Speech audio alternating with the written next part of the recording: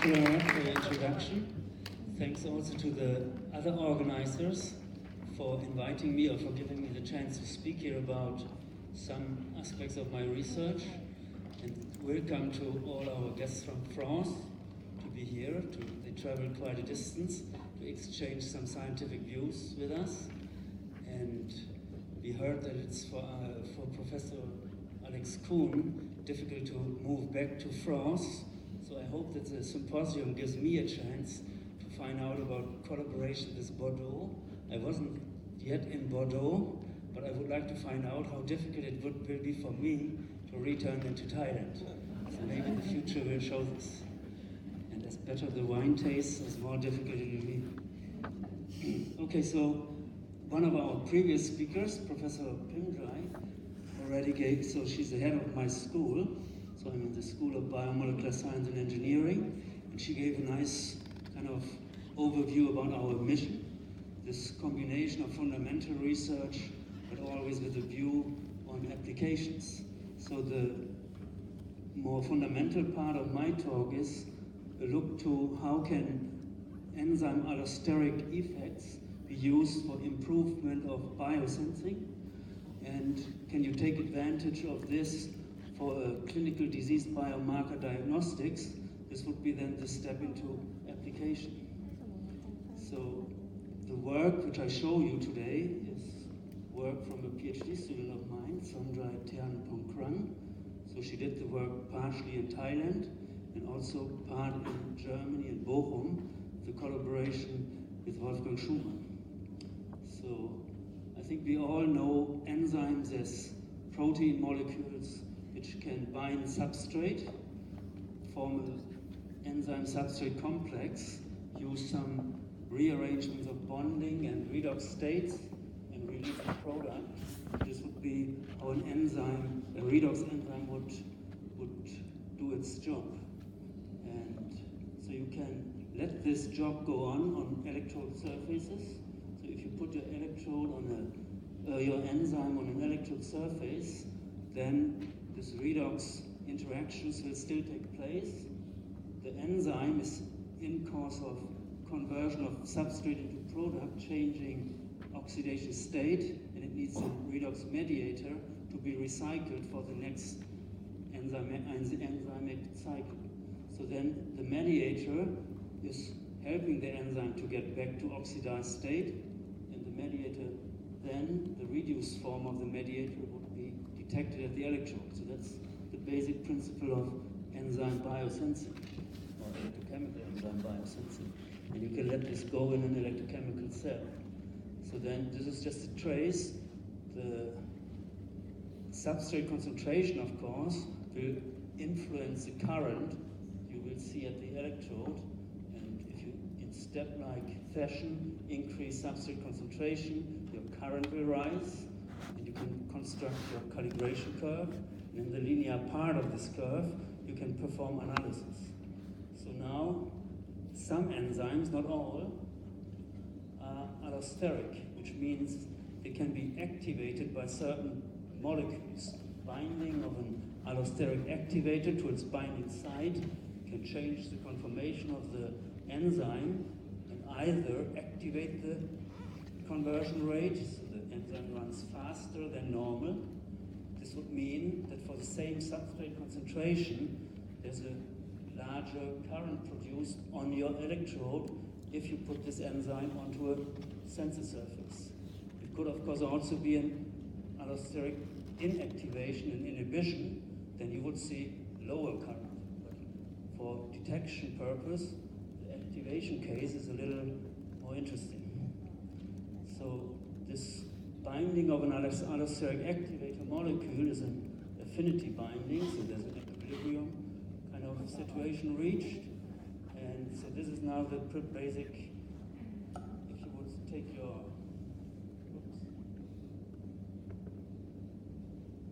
so I have a normal enzyme, or the enzyme in the absence of activator. I read out a certain current. Addition of activator to my solution, to my measuring solution, will turn the activation on. Enzyme runs in higher rate, my current goes up. And because it's an affinity binding, you would expect an increase in activator concentration should increase your sensor current. So there should be somehow a concentration dependence of this enhancement of sensor current. And there was a question, can we use this for advanced amperometric biosensing? As I thought about this kind of methodology, I was surprised that there was basically almost no work done on somehow a biosensing with, or at least amperometric biosensing with enzyme activation through allosteric effects. So, and I don't know what the reason for this was. Maybe the reason was that the kind of collaboration between electrochemists and biochemists were not that prominent or that existed. Because if you are an electrochemist and you want to do this, you need the enzyme, you have to get it from somewhere, and you cannot maybe buy them. These are special enzymes which are produced maybe in special labs. And I was lucky that our speaker from earlier, Professor Pimdry, had an enzyme which was allosteric, so the para-hydroxyphenyl acetate 3-hydroxylase from a bacterial cell showed a very pronounced allosteric activation effect. So this enzyme is a two-component enzyme. It has a reductase and another component. So the group of Alan Pimdry was able to separate the C1 component, and the C1 component, so it is using NADH as substrate, forming NAD plus out of it, and this conversion of NADH to NAD plus is activated allosterically by para-HPA. So this para-HPA is an allosteric activator, and at the same time, if you screen literature, it is a urinary disease biomarker. So this combination made it logical to think about, can we make a para-HPA, a urinary disease biomarker detection, by taking advantage of this allosteric activation and an implementation into biosensors. So this was our question. If you want to, so we did some initial work on electroanalysis of this enzyme activation in solution. The enzyme was in solution. We did screening and we found out, indeed, there is an activation of the conversion rate of NADH into NAD plus. But if you want to make biosensing, you have to have your enzyme on a sensor surface. So the student who worked on this went then to Bochum. There was a good reason for this. So Bochum is Professor Schumann's lab at the Ruhr University, is very active in making biosensors with redox polymers. They embed enzymes into redox polymers, and they have very good sensing properties. So basically then, okay, this story is now a bit shortened, so we embedded our C1 enzyme into a redox polymer which had osmium entities, osmium 3 plus entities spread within the matrix. So now the osmium metal ion was serving as a redox mediator of the enzyme for enzyme recycling, and NADH addition made the enzyme changing oxidation state. Contact to a metal ion 3 plus turned the osmium 3 into osmium 2 plus, and the osmium 2 plus was at the electrode turned back into 3 plus. So this cascade of reactions within this matrix generated then the sensor current.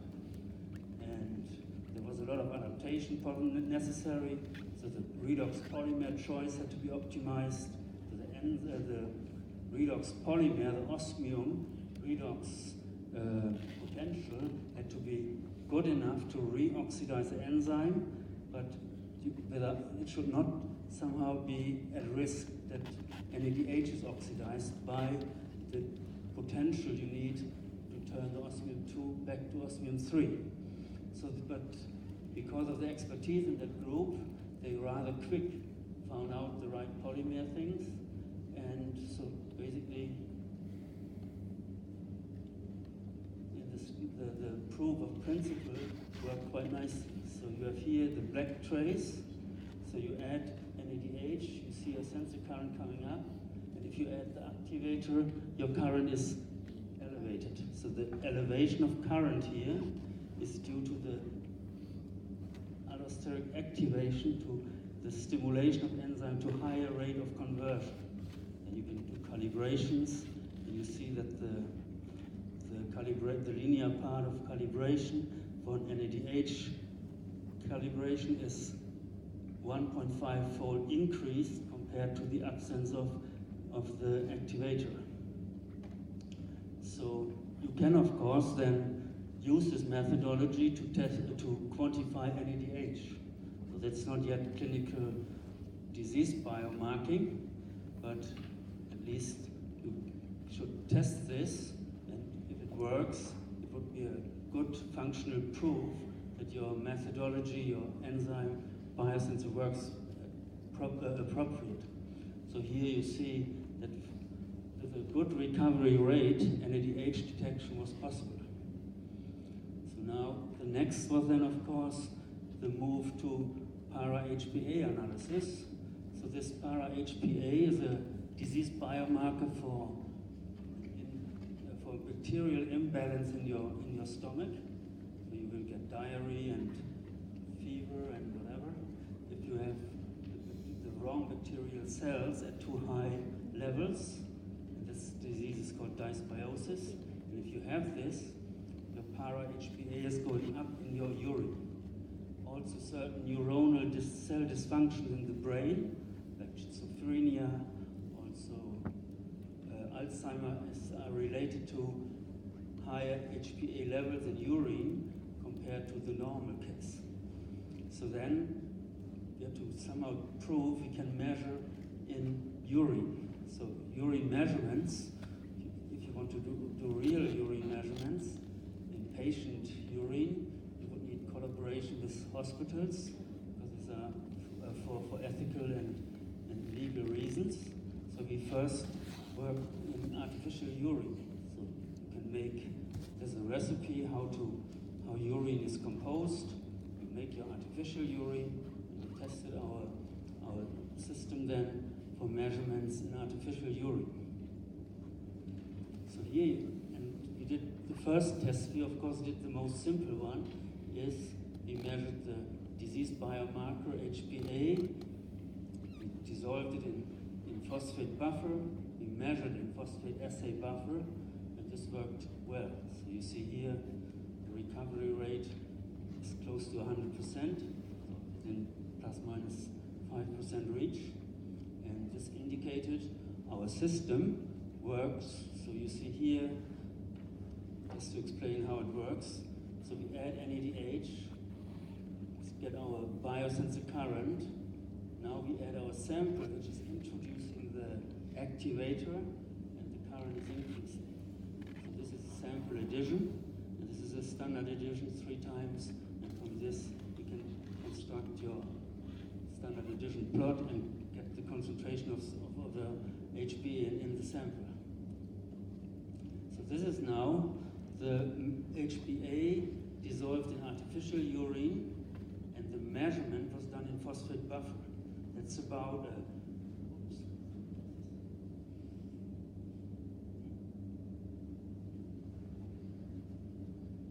so this would be the situation where a sample is taken, a patient gives urine, and you would not measure directly in the urine, but you take the sample and you do in a lab a measurement. And also here, this type of measurement worked okay. So you got good recovery rates of your adjusted 250 nanomolar HPA. So I think this may be something to mention. The concentration here of our disease biomarker was very low. So 250 nanomolar is detectable with the methodology. And this would be now the situation I measured directly with my biosensor in the urine. Okay, it's still artificial urine, but this is now, I have my disease biomarker HPA in artificial urine, and I measure in artificial urine. And again, we saw the system was giving good analytical performance. So, but here, if you measure in artificial urine, if the assay buffer is artificial urine, the pH of your urine is somehow important. So urine varies between pH 6.6 to pH 8. That's what literature tells you. If the urine is pH 7, the measurement works. If it's slightly alkaline, it works. But in pH 6.6, so in a slightly acidic condition, the sensor did not, so you see a big decay of sensor current, and it did not increase in current at HbA addition, so the allosteric effect was not observed. So which means apparently the redox polymer, so the hydrophobicity, the acidity in the polymer, this may influence how the allosteric activation can take place, how reactants can enter the active biosensor film, and at pH 6.6, the situation is apparently unfortunate. So, but at pH 7 and 8, the measurements in artificial urine were as good or similar to I measured phosphate buffer. So now you can have a look to the slopes of the standard addition plots, and the measurement in artificial urine has slightly less sensitivity, but good enough to be accurate in determination. So this is now a first summary then. So the C1 osmium redox polymer biosensor, through this utilization of an enzyme allosteric effect, could suitably detect nanomolar levels of the disease biomarker HbA, and it could do it in buffer, phosphate buffer, and then also in artificial urine. So of course the next logical step is to contact people from the hospitals, get patients' urine, also urine from normal, from healthy people, do statistical analysis of the samples and find out, can we now offer a new way to detect HbA. So far, the methodology used is mass spec, so quite bulky, big instrumentation necessary.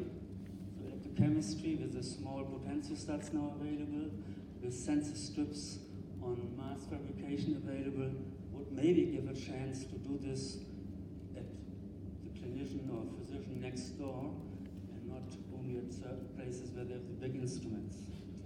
So then, I think the Nobel Prize in Chemistry was this year given to directed evolution. You heard from our speaker Pim Jai that she can do quite a bit of sophisticated enzyme engineering. I modify enzymes, make mutants which can be higher or lower in activity. Maybe it's also possible to use directed evolution, enzyme engineering, to make enzymes which are tailored for, which get an activation site or an inhibition site, and this genetic engineering opens new pathways for new detections of clinical biomarkers, which cannot yet be measured. So this is something where I'm very happy to be in an environment at Vistec, where biochemists and genetic people who can do genetic engineering may be able to offer me nice model systems. I think our next speaker will also talk about genetic engineering of enzymes, and I look very much forward to hear this. So these are the people involved. So main collaborators were the labs of Wolfgang Schumann, this is co-worker Adrian Ruff, and a student Salome Zanke, who made the polymer. Then my local collaborators here in Thailand, Ajahn Sujinta, Pim Jai, Dr. Jiras. So they were the ones who helped with the enzyme part, and funding came from these organizations. So thanks to you for your attention.